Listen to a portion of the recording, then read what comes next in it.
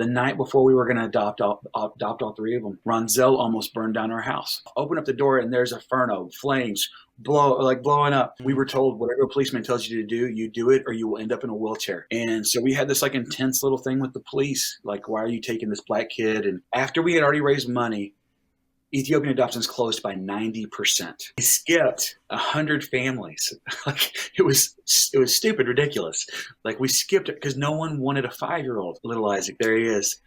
You get a little emotional, man. You know, we raised more than I was making in a year in 2 years. I feel a little uncomfortable saying this, but I'll say it because God is big. You know, I went and I actually had a surgical procedure, we'll say, so that we weren't going to have kids. Hey everybody, in today's episode of Tell Me Your Story, you are going to hear the incredible testimony of Brandon Boatner. Him and his wife Julie adopted 4 children, 1 from Ethiopia and 3 domestically. They faced all sorts of tests and trials in order to have this happen, and it's going to be an incredible testimony to all who are listening today. They had to raise tens of thousands of dollars. Their house almost burnt down. The family that loved them wasn't very supportive the entire time they were going through this, and they also took a medical procedure and had it done to make sure that they were stepping in faith and made adoption the only route that they could go. What an incredible testimony we're about to hear from Brandon. Let's talk to him right now. Brandon, I want to jump right in with you, brother. I want to ask you, why was this a decision that you and your wife made early on? We're a little bit different. Like, we know that we're a little bit different. And, just from the beginning of our marriage, we looked at each other and said, there's a lot of kids that don't have families. There's a lot of kids that need someone to love them. And it's not anything about like the Messiah complex type of deal. It's completely about just knowing that I have a Messiah and I want to share my love to someone else and be a dad. And so that's what really started everything, just that conversation. And Yeah. we were going to make it happen. Yeah. So that sounds really great on the surface, but was there something where you guys were not going to have natural children? You weren't able to have natural children. You're just like, we're going all in this because we see the need and we really want to chase it. As far as we know, we could have had kids naturally, but that wasn't God's will for us. So I would say. So you decide to make this choice, but then the tests come immediately. So you're like, all right, hey family, hey mom and dad, we're going to go have these kids. We're going to go find them maybe in another country. We're going to adopt them from someplace. We don't know what it's going to look like. And they're all like, what are you thinking? You go in the bedroom and you go make a kid, right? Pretty much, that you actually sound like my family. That's about right. And so, we had different levels of support from our family. My family, my mom and my dad already had some grandkids and things, and so they were kind of looking at those types of things like, okay, this is one thing. For my wife's family, it was a little bit different because they didn't have any grandkids, and they were worried that maybe these would be the only grandkids that they could have had biologically. And I think that there's this big like hindrance within people that if a child isn't biologically theirs, he or she is not really theirs. What was that like for you guys as you guys were having conversations with each other, away from the family as you were walking through that? Tell us what that was like to have those internal discussions with your wife. Well, my wife and I, we were on the same page. I think that's so important with marriage. You're a team. Be on the same page. Pursue God's what God has for you together. So you and your wife, the family maybe is against things, but you guys are a united front. You're like, we're going forward with this. Was there any struggle at all from that conversation with your family where you were like, well, maybe we should have a biological one? Was there any pull, or were you just like full frontal? We're going after this no matter what. Okay, I told you we're a little bit different because we are. And you have to know your boundaries and things. And so early on in my 20s, we looked at each other and we're like, we're adopting. We knew so many different families and couples, and they said they were going to adopt. Then life hits. Then they have a pregnancy, and before they know it, they're not adopting anymore. That's the typical circumstance that I see. And so we said, well, we're going to actually take care of this. So I feel a little uncomfortable saying this, but I'll say it because God is big. I went and I actually had a surgical procedure, we'll say, so that we weren't going to have kids. Wow. So you took a big step of faith. I would say so. Yeah. So in the natural, Yeah, in the natural, you're trying to walk this out, and you're like, look, there is no backup plan for us. We are walking on the water, and we are going to go chase after Jesus. And so you step out in this lane, and you go after it. So what are the first steps that you guys take to walk down this road of international adoption? You find an agency typically to support you, and an agency, and it's all very expensive. Most international adoptions, they are not just thousands; they're tens of thousands of dollars. And so that was a huge hindrance to a guy in seminary and a woman who's a brand new teacher. Wow. We weren't making any money. And so we knew if this was going to happen, it was going to be God. Yeah. I want to talk about the finances a little bit. We have a little flyer that you sent me here that this is part of the plan that you pushed out to let people know that you were going to go do this, and that people could come alongside you and support you however they felt led. So tell us, you're talking about tens of thousands of dollars trying to raise that. You don't have that in the money. Talk about a test. How do you try and raise the funds to be able to create an adoption process in your family? Yeah. Well, first of all, that picture you just showed of me, I was really handsome with hair, and I want everybody to remember that. Before, there he is. Look at that guy. Oh man, me in my 20s. But for us, just raising funds, right? We knew God's big and God's going to make things happen. Like, I don't think I ever doubted. I don't think I ever doubted that he would, but we wanted to do our part. We were selling things online, basically, raising money that way. And we did, I'm a musician, did a concert. We sold t-shirts. We did all kinds of different things.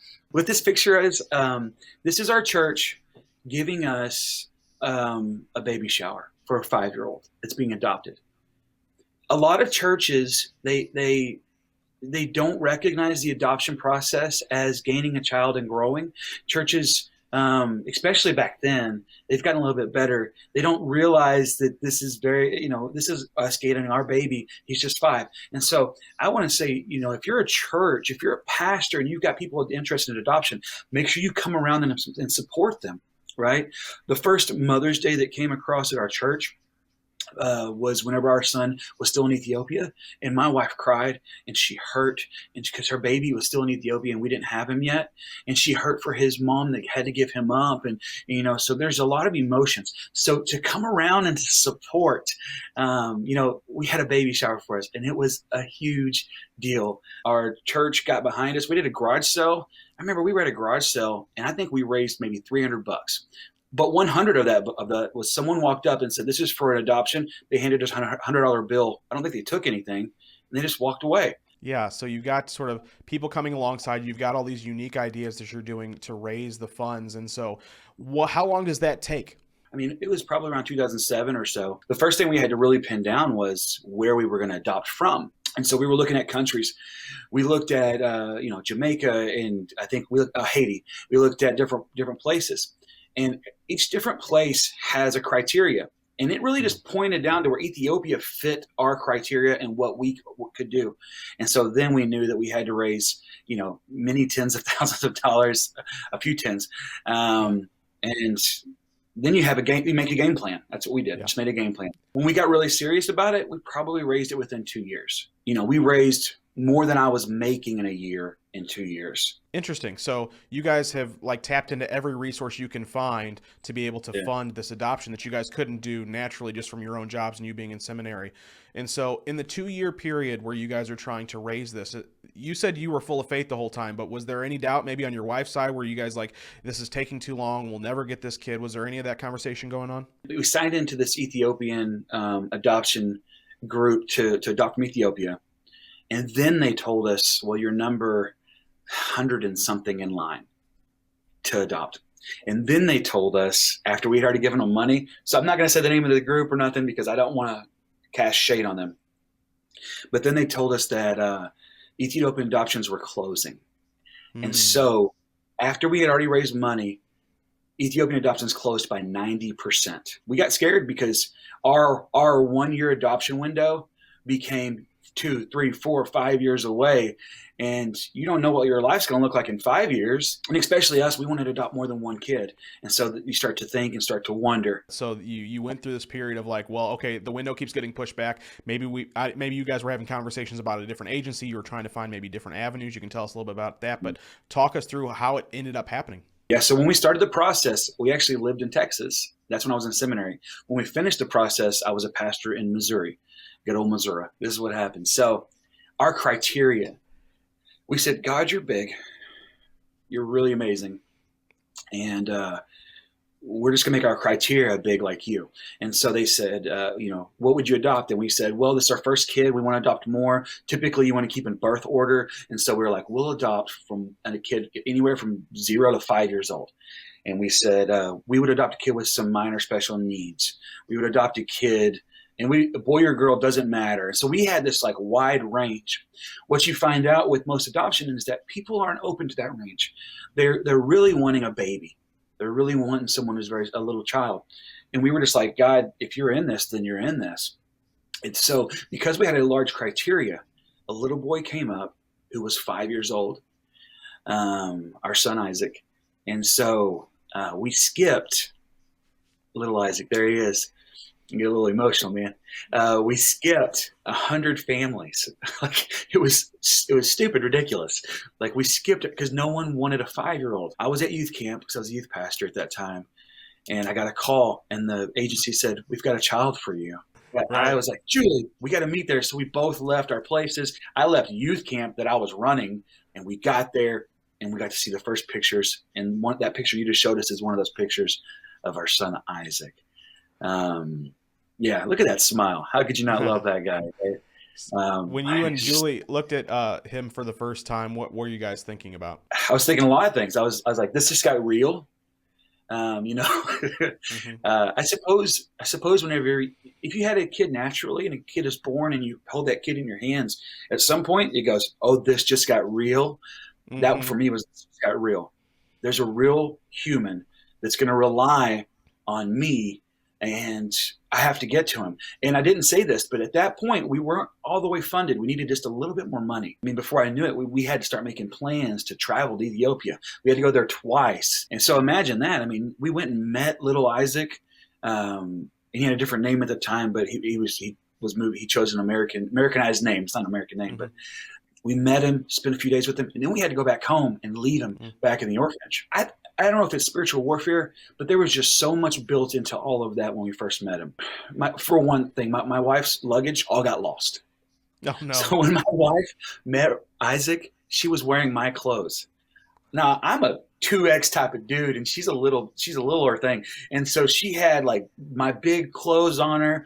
It's all she had. She didn't pack anything, and they had lost all of their stuff. And, it was a very strange thing to meet Isaac because they didn't tell us we were going to meet him.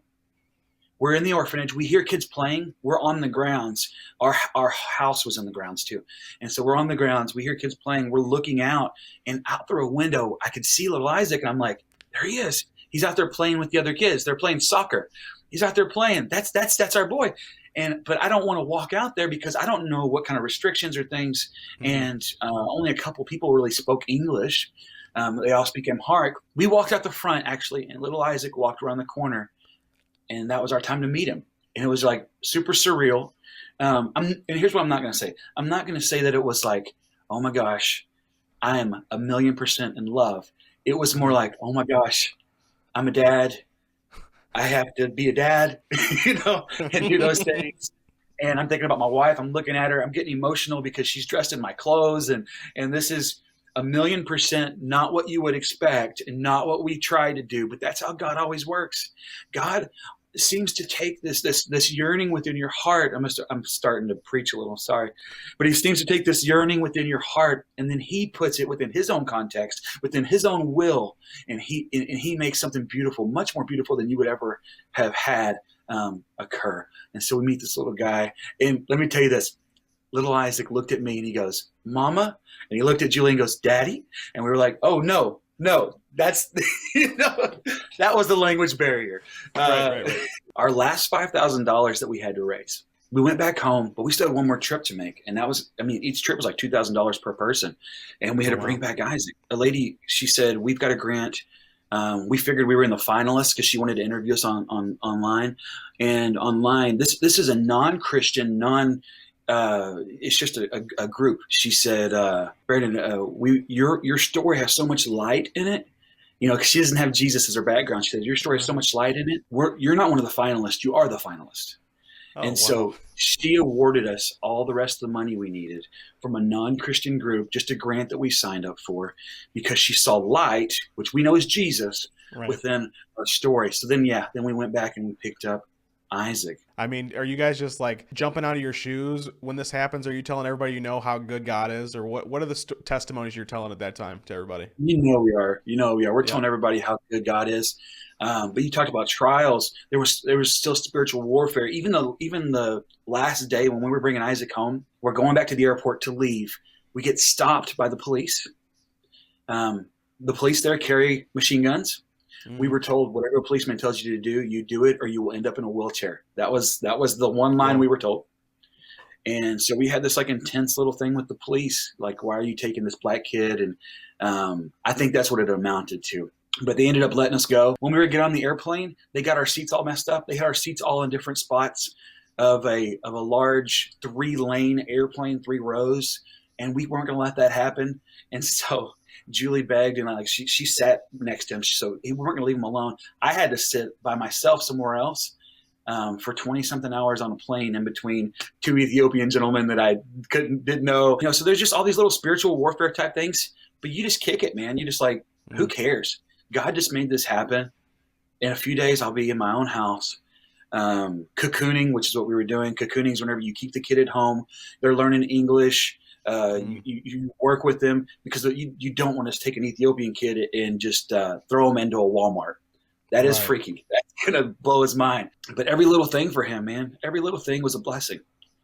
The first time he got into a shower and turned on the shower head and saw running water coming down, the joy from his face was like, it, it was ridiculous. Because Isaac originally is from a tribe in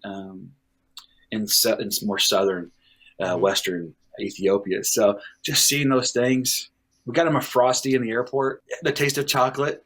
When you've been eating oatmeal every day, because that's what the orphanage could afford, and you get some chocolate, bro. Oh my gosh, it's killing it. Let's get into the next set of kids though. So how long of a period of time was it from, bringing Isaac in and doing the cocooning into where you guys decided you're going to move forward in domestic adoption?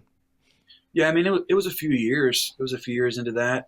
By then, Isaac had learned English, and he was in school, and he was doing a good job. And we began to look at our family, and we said, even in our city, we were in a predominantly white city at that point, and we said, Isaac, you're one of the only black kids in your classes or anything. We wanted Isaac to be not the minority, at least in his own family. And so we began thinking we want to adopt more. We want to adopt some more kids, and we would like them to look like Isaac and be as beautiful as my son is.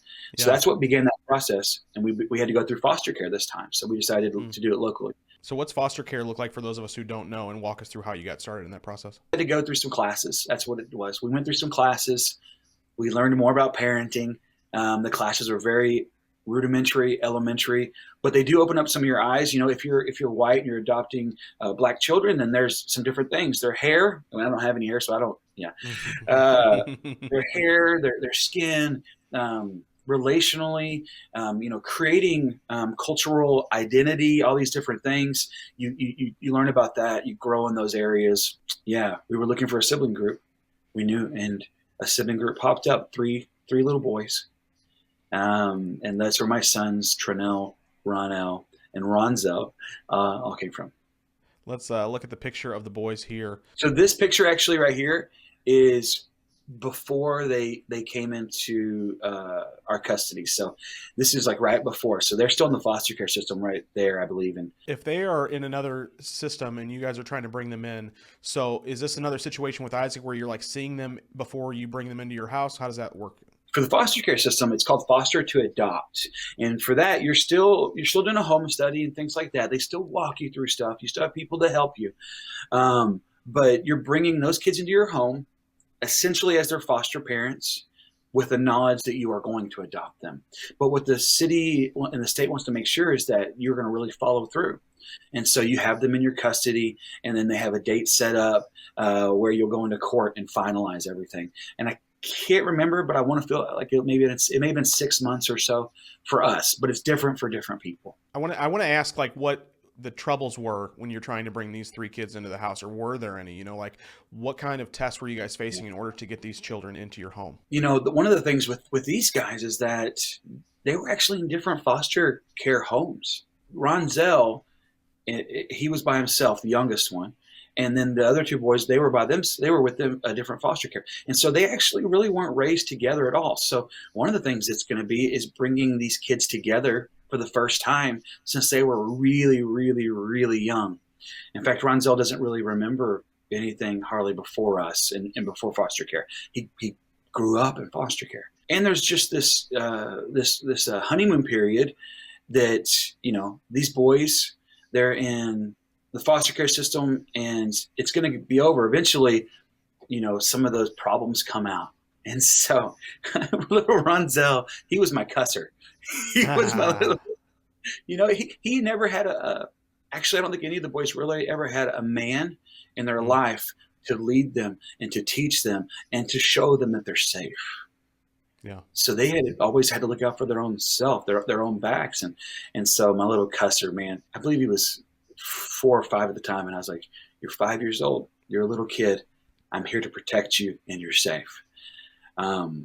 Pretty soon after that, he became a little kid. He went from being a teenager in a child's body to being a child. It sounds like to me, so you go through the international adoption, your first adoption, and you've sort of had some pushback from family, but you've also had this big step of faith and you're wanting to take it, and God sort of brought you this one single child and was able to allow you guys to feel like mommy and daddy for the first time. And what happened in the second go around was that you didn't have to worry about the money aspect of it as much as you had to worry about, how are we going to raise these kids and deal with some of the emotional issues that they're all facing, and not just one child. You have a group of boys, and so I imagine that was quite a stress at times for the two of you. As you've doubled your house, the number of people in your house, and now they're not behaving like you haven't been able to raise them and all the right things to do. So walk us through. What was that like for the older kids too? So there's a word that comes up, and I think this word's good for everybody, but the word is trauma. Every kid really has trauma. You have trauma. I have trauma. And it's good to have a counselor or someone to deal with that trauma rather than just suppress it. But my boys have their own traumas. They had abuses that they went through before us. They had experiences. They knew poverty. They knew different things. But they're amazing kids. And so the older boys, they struggled with birth order. They struggled with, they had been the oldest, and now they have an older brother. We had a couple of run-ins. I'll tell you about one real quick because I think you'll enjoy this.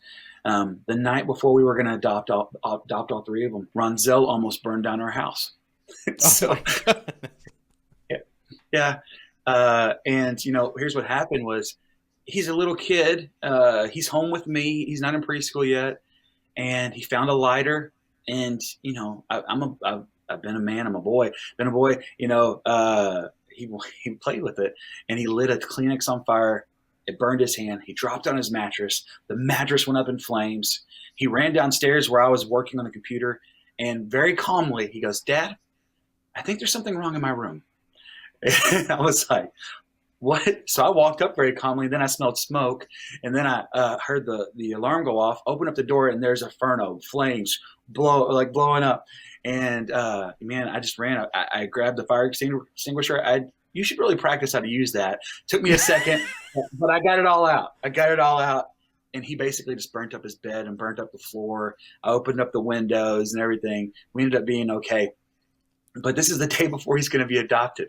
And I looked at him and I said, "What were you thinking?" And he answered what he thought I was thinking. Because kids learn how to do this with trauma. They learn how to answer in such a way that the adult, is satisfied. And he knew I was going to say, "Were you trying to burn down the house?" Because that's what dads do. "Are you trying to burn down the house?" That's Not like right. literally, but he goes, "I guess I was trying to burn down the house." And I was like, okay. You can take that one of 2 ways, but I knew what he meant, but it was scary to hear. And so, that's just what happened the day before, man. There's just stuff that occurs. But, How did they not show up and go, "Excuse me, yeah, we're not bringing these kids in there"? But they're just like, "It was an accident." It was an accident. Yeah, we knew it was Yeah. an accident. Wow. He hasn't burned down. He hasn't started any big fires since then. After you brought the kids home and you have these four boys in your home, what was the relationship with your family now that you guys are sort of have been living in it? What are their thoughts about that? Julie's side of the family, they really came along. They came around. Her dad, especially, just he saw these little boys and he was like, you know, they're little athletes, and he just began to love them, and just it's amazing. Mom too, and now so things are really great there. On my side of the family, things are great. We still deal with some racial tendencies that I'll say. I'll even say this for my own father. When Isaac was coming, my dad said, every boy needs a nickname. I think I'm going to call him, and I'm going to say this. He said, I think I'm going to call him Pepper. That sounds like a fantastic nickname. And I said, Dad, that's really racist. And you are not going to call my son that. I will slap you upside the head. Just you were. So people have to realize their own tendencies, their own prejudices, and what's not okay. And, my family, all of our families in the South. That's a totally different world than in the Midwest where we live right now. And my dad had to realize that's not okay. We are not going to do that. And so, he calls them by their first name like he should.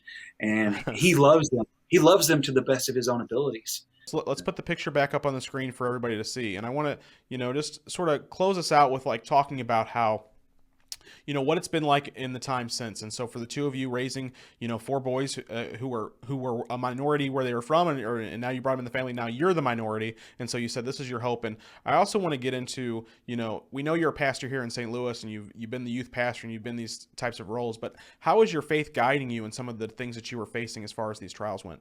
That's a very big question there on all of that. We did experience some more trials and things. But one of the things that we saw was really just the context. Contextually, God began to move in my life and to show me that my boys were living in a white dominated place. And this came up in some different ways. I took Isaac to the barber. And there's black folks that live out there where we were from, but I took him to the barber, and he got scared. He said, Dad, there's a lot of black people here. And he found that very intimidating. And I thought, I'm screwing you up, man. This is not okay. You should not feel this way at all. And so we began to realize, look, there's some cultural aspects to raising black children that we had to really educate ourselves in.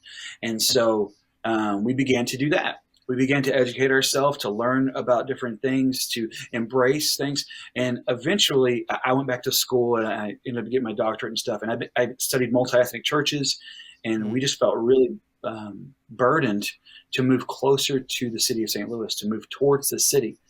It's like a real life meme of people moving away from the city, of white families moving away. And, there's a lot of stuff built into that we don't have time for, but we wanted to do something different. We wanted to move towards the city, towards multi-ethnicity. And so we moved to a place called Maryland Heights, and I love this place. I love this city. 20% of my population here is non-U.S. born. And so it's just an amazing place. There's a lot of immigrants. There's a lot of different things. And we began to move our kids here so that culturally they could grow. Yeah, you're throwing the website up there. And we planted Remix Church to celebrate Jesus, cultivate diversity, and empower people through the gospel. That's what it's all about. Yeah. It's been a great ride. And right before this, actually, I do want to say we actually went to a majority African-American church for quite some time, and I was working there. So I just wanted my boys to see that there's a lot to this world. One day we'll be in heaven, and there'll be every tribe, tongue, and nation. And if you don't like that, I don't know if you're going to like heaven. When we look at church, we see homogeneous churches, mainly white or mainly black or mainly Latino. And we just have a heart for something different, a church that looks like my family, a church that looks like heaven. Let's sort of land the plane by talking about how this testimony that you're sharing with us today about bringing these four boys has allowed you to sort of know the power and the love of God in your own life. God's so big, and God created all people, right? God created multi-ethnicity, and he didn't create multi-ethnicity out of sin. He created it because he enjoys it. That's why it's going to exist in heaven, and sin doesn't exist in heaven. Therefore, multi-ethnicity is a good thing that God made. Different skin tones, different cultures, different backgrounds, and just being a father of adopted children, it just has opened up my eyes so much. I'll tell you, I remember little Isaac, with his dark skin. And I remember holding his hand and just tracing all of the lines in his hand with my mind, and just looking at his hand, because I don't know if you've ever done this before, like as a person, just like you stare at your own hand because it's amazing, and and I've done that before, but then I find myself staring at his hand, and it's different, and it's beautiful, and it's amazing. So things like that, or my boys have different interests. They love Christian rap music. And so we beat, man. We'll be bopping down the road in my minivan, listening to some whatever, some local music, and they're pulling me into their world. Or we go to the Festival of the Nations here in St. Louis, or different things like that. You come into my house and you're going to see stuff from different countries. It's just really made my love for people bigger. I think there's a natural fear that humans have of things that are different. And especially white families. That's my experience, is that we fear what's different than us. And so, the white guy who goes and gets gas in East St. Louis, and he's the only white dude, he has this intimidation factor. He's intimidated by people that are different around.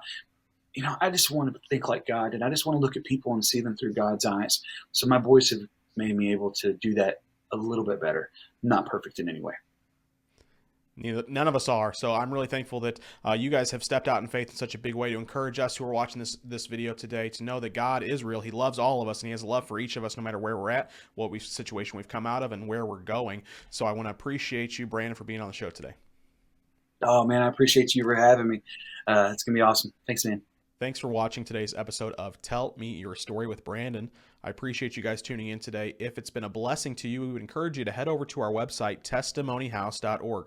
There you can partner with us in a couple different ways. First, you can go down and subscribe to the Testimony House newsletter. We send out links to all of our videos so you know when they're coming out. You can also get links to all the videos right there on the page. If you'd like to partner with us in another way, there's two ways to help us. Shop. You go to the shop and you can buy one of our books or our resources that we created to help people find and pursue God's plan for their life. One is called God Has a Sentence for Your Life. We also have books and t-shirts and things over there that can be a blessing to anybody, or just be a way for you to share Jesus out in the world. While you're there, you can also click that Give tab. You can become a one-time gift giver or a monthly sponsor of the ministry. Your partnership with us allows us to continue creating the resources and videos that we're doing here on this YouTube channel. Ultimately, though, we would just ask for you to subscribe and like this video and share it in all the social media outlets that you feel led to. We pray that it'll be encouragement to you and to anybody else who sees it. And we pray, until next time, guys, you discover a future and a hope for your life today. No, we ain't trying to blend in. If you're ready, come on with us, my friends. Come on, we can change the world. Hey, we can change the world. Let's go. What changes the world?